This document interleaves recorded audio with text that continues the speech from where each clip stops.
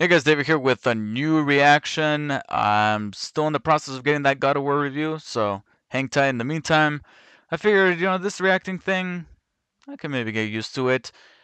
What I cannot get used to for the time being, though, I will admit, will probably be some more Marvel. Because after watching Infinity War, I just don't know how to feel exactly about Marvel.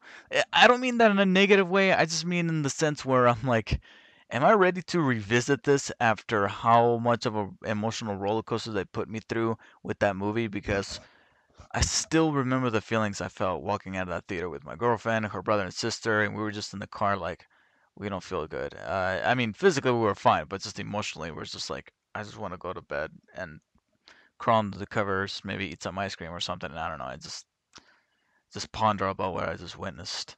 Even if it's short term, I understand. There's sequels, there's movies, stuff, but it's about the moments. And I felt like those moments in that movie were enough to make me even nervous about checking out the latest trailer for Ant-Man and the Wasp, which is very impeccable timing by Marvel, and of course, no accident whatsoever for them to release the trailer literally a couple days after Avengers Infinity War broke box office records and everybody's wounds have somewhat healed.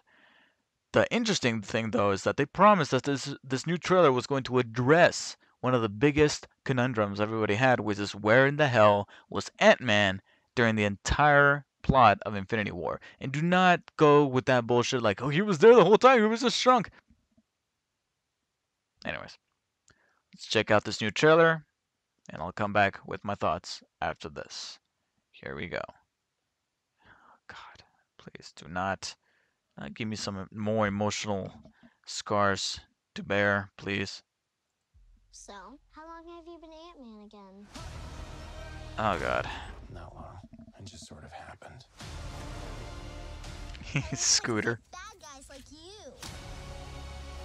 That's clever. I want him to keep using clever stuff like that with the whole shrinking and enlarging thing. Because that looks dope. Maybe you just need someone watching your back. Yeah. I actually think she might steal the show from Ant-Man. I actually heard what happened to you. You opened up the quantum realm. That's when this crazy creepy ghost who like walks through walls and stuff. Stole your tech. Who's this Destiny character looking mother? Over the world or whatever.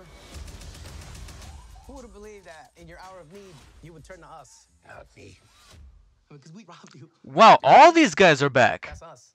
I thought it was just going to be Michael Pena, but it's the guy from Dark Knight and T.I., I guess. Wasp teaming up. He said it.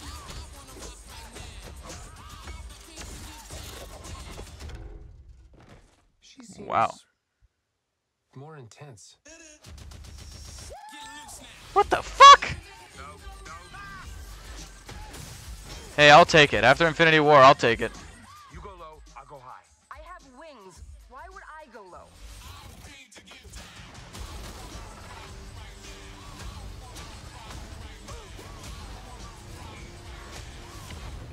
We're gonna die.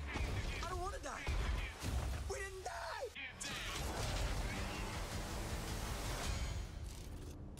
Hey, what'd I miss? We were just tiny.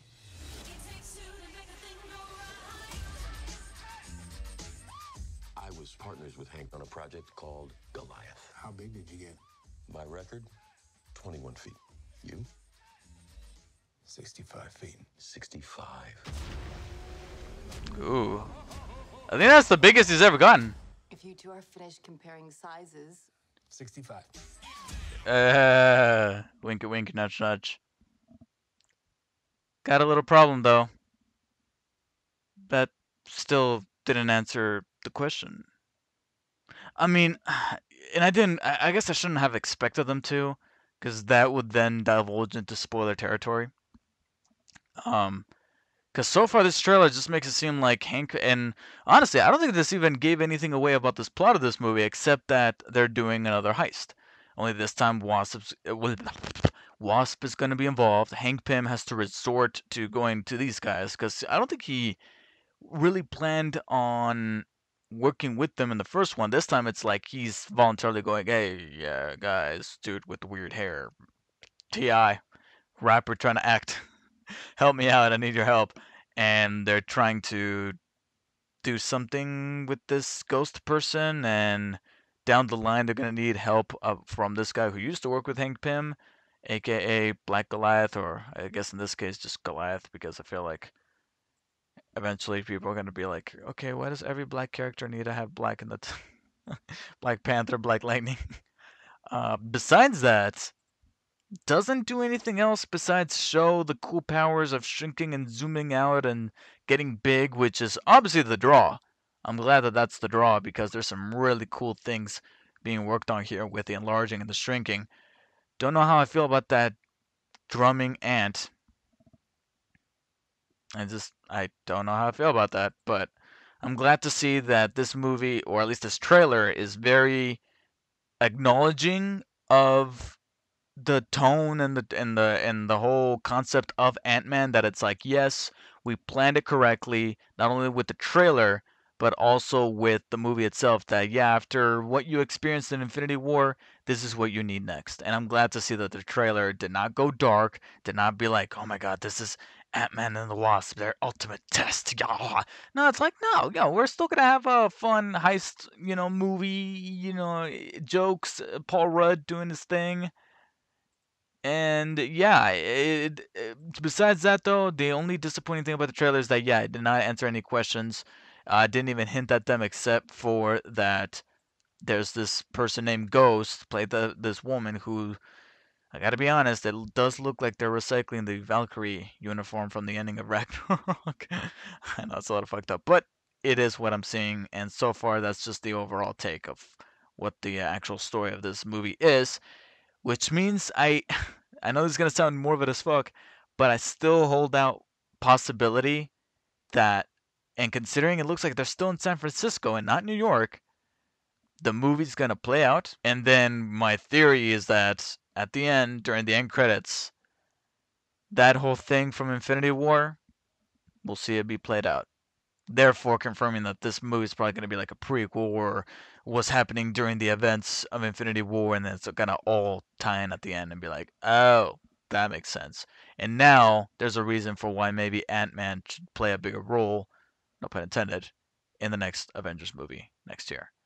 Besides that, though, there's not much more that I can really talk or speculate without getting into spoilers, and I feel like there's some people that might be checking out this trailer reaction without having seen Infinity War, just in case that just hasn't happened for some particular reason. So I'll just stop right there and throw it over to you guys. What do you guys think of this new Ant-Man and the Wasp teaser trailer? Because personally, I feel, well, it's not a teaser trailer, it's actually trailer number 2, even though it still does its fair amount of teasing. And I think that's just the right thing we need right now, because A, they're probably keeping certain things because they do tie into Infinity War in one way or another.